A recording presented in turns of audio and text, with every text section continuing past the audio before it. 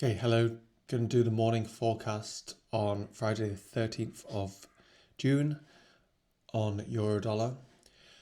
Starting on the weekly chart today, because yesterday we cleared this weekly area of supply, and we need to now look where we're more likely to be going on a weekly chart. So we've cleared this area, and then we have ahead of that another area of supply that the weekly could get to. So that's our long-term target.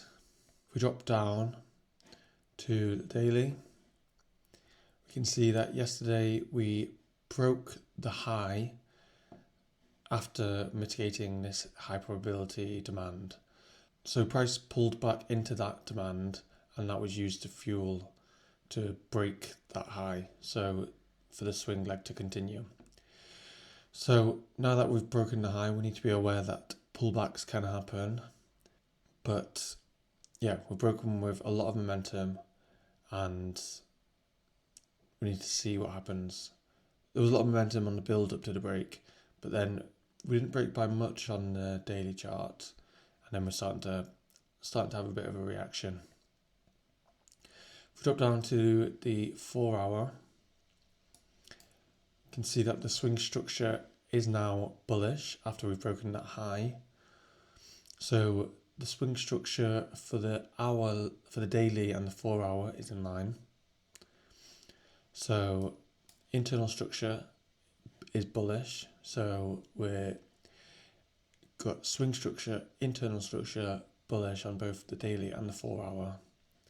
So buys are looking very high probability. Obviously we need to see if that lines up with the 15-minute time frame. But we've got this area of demand,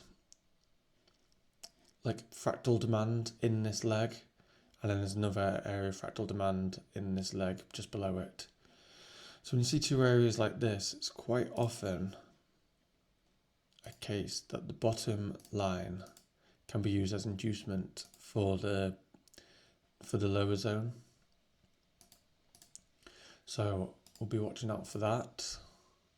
But that doesn't mean we can't get a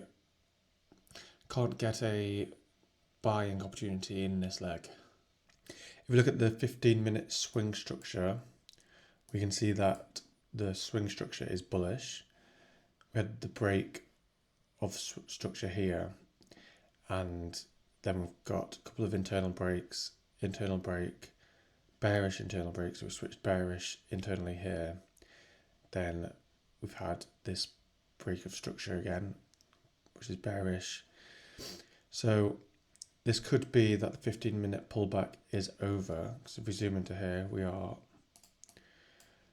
starting to see some bullish chocks. So the 15-minute pullback could be over. So we could look for some buys in this opportunity.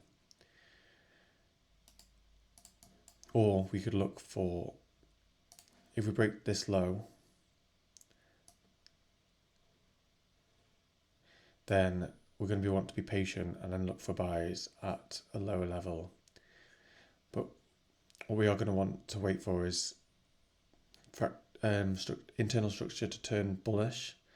Obviously we've got this fractal chock, but we're not going to get an internal structure going bullish until we get up here.